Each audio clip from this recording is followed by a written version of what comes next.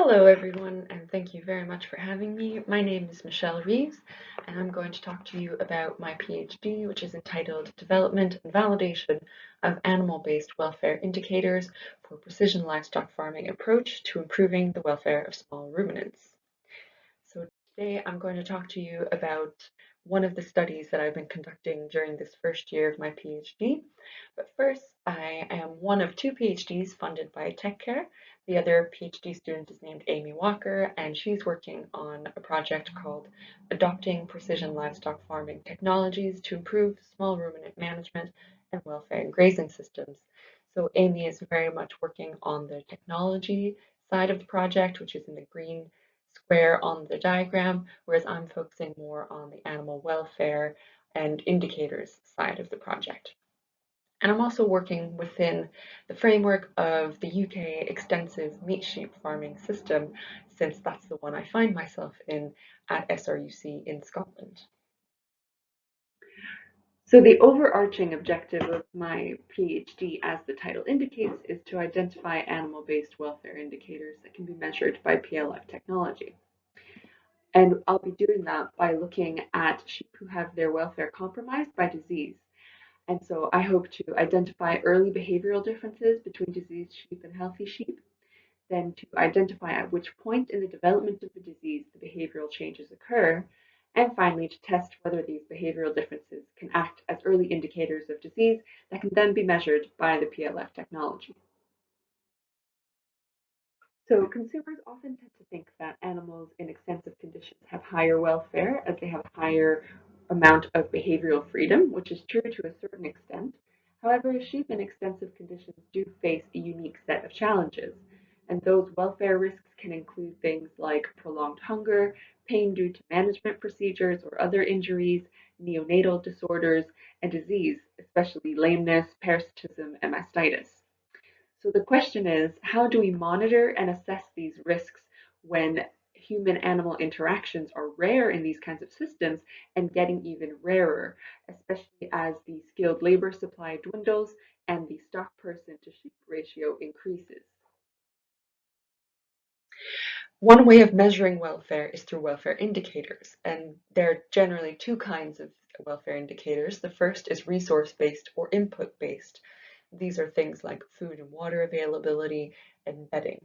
These are quick and easy to measure, they're reliable, so different people will often rate or score them in the same way. And for those reasons, they're often used in policy, referred to in commercial protocols, or in assurance scheme assessments. For example, the red table on this slide is taken from the Red Tractor Assurance Scheme in the UK, and it describes various aspects of housing that must be respected. For example, no sharp edges or other hazards, safe electrical installations, and good ventilation. So these are absolutely valid factors that contribute to welfare, but they do offer up limited information.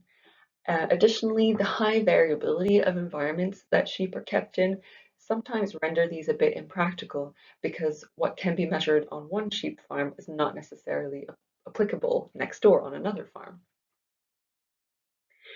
And that's why animal-based measures, or ABMs, are very useful. So an example of an ABM would be fleece quality or lameness. It's information that comes to us directly from the animal. And these ABMs inform us on the effects of the resources available, not just the resources themselves. And that gives us more information about the welfare state of the animal. Studies have found several of these ABMs to be valid and robust, and AWIN, the Animal Welfare Indicators Project, developed a list of ABMs for sheep in their welfare assessment protocol. So you have an example of a page out of that protocol in this picture where it describes mastitis as and other lesions as an animal-based measure. Now, when we talk about precision livestock farming, there are many definitions that can be used, but for the purpose of my work, I use the one described in Waithe et al.'s 2008 paper, which goes the management of livestock production using the principles and technology of process engineering. So although technology has been integrated into farming for decades now, Studies using PLF specifically for ruminant health have spiked since 2015, so there's growing interest. However, there's still a lack of commercially available products for sheep farmers, and there's a wide variety of reasons for this, but it does offer up an opportunity to center this upcoming innovation around welfare. And that brings me to the study that is currently in progress for my PhD, and it's a study of naturally occurring gastrointestinal parasitic infection. And it consists of ewes and lambs facing natural parasite infection on pasture while wearing PLF technology. And my hypotheses for this study are that differences in behavioral ABMs arise between infected and non-infected sheep over the course of natural infection. Additionally, I think that accelerometer and proximity logger data will reflect these behavioral differences. So in this study, we used 24 ewes and their respective 48 lambs. The lambs were 8 weeks old when the study started in May, and the study is ongoing right through to the end of September. The animals were divided into 4 groups. So half of the animals were low parasitism, meaning they were treated on a monthly basis with an anthelmintic, and the other animals were untreated, so they were considered to have high parasitism as they faced natural infection on the pasture. And then within those groups, half of the animals were wearing PLF technology collars and the other half were not. And the reason for that is that we were interested to see if there was an impact on the animals' behavior and welfare of the collars themselves. I conducted 2 rounds of 4-week behavioral observations, and the first was in May and coincided with the known peak of nematovirus parasitism, and the second 4-week observation period is upcoming in September, and it'll coincide with a peak of strongyle parasitism. Additionally, all the animals were gathered and sampled every 2 weeks. I conducted behavioral observations on a daily basis during the 4-week observation periods. These consisted of 2 scan samples at 30-minute intervals where I collected behavioral data on every animal, the distance between lamb and ewes and the pairs of twins, ewes nearest neighbors, and every animal got a lameness score. I also conducted behavioral sampling, which is a focal scan on the entire flock, which is why I needed this high chair to be able to view the entire flock all at once. And during those samples, I recorded any events of social play, locomotor play, or sucking. And on a weekly basis, I also conducted qualitative behavioral assessments on all of the lambs.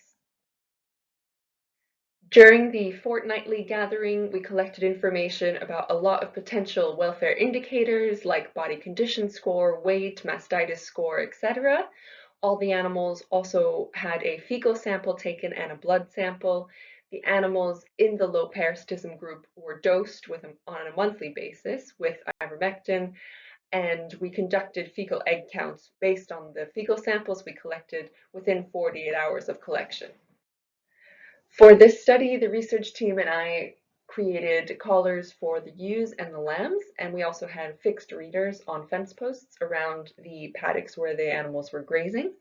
All of the collars contained a proximity beacon, which used Bluetooth to communicate to other beacons in other collars, as well as the fixed readers on the fence posts. And every collar also had an activity monitor that gave us accelerometer data for all the animals wearing a collar. So these are what the U collars looked like. This is a second version of the collar that we created using a running band. And so it's very soft, elasticated, stretchy material with a waterproof pocket that held all of the technology, and it didn't cause any rubbing or any hair loss around the neck of the ewes. So we're very happy with this design, and this is the one that we're using in bright pink so they don't get lost going forward. As far as the lamp collars go, we did do a bit better with the design right off the bat. This was the first version and the version we've been using ever since it worked well. It's black elasticated material. It's very stretchy and very soft. It's held together with Velcro, and there's a little pocket sewn into it where the technology goes. You can see it in a plastic bag peeking out of that lamb's collar. Everything stayed waterproof, and the only downside was that a few of them fell off and they were hard to find in the field, but we did eventually recover them. And this is what the fixed readers look like on the fence posts. So they each contain a memory card, the actual reader, an antenna, and a battery, which is always the biggest part in all this technology. So, as I said, the study is very much ongoing, and the next steps include the second 4-week observation phase, which is coming up next week. We're then going to analyze all of the data that we collected, and I'm going to start planning my study for next year. So the idea is that I will combine my lessons learned from the 2 studies I conducted this year. I've talked to you about study 2 today, in which I learned about PLF applications that can be useful in looking for indicators of welfare. And I didn't get to talk to you about study 1, but I learned about the welfare impact of parasitism during that one. So I hope to combine these two to create a longitudinal trial next year. Thank you very much for your attention. I very much appreciate it. I'd like to thank my supervisors, Professor Dwyer, Dr. Kenyon, Dr. Baxter, and Dr. Martin, as well as Dr. McDougall, the postdoc at Morden on the TechCare project, the other TechCare PhD student, Amy Walker, and the Morden lab team and bioservices team who have made this entire trial run smoothly. Thank you very much.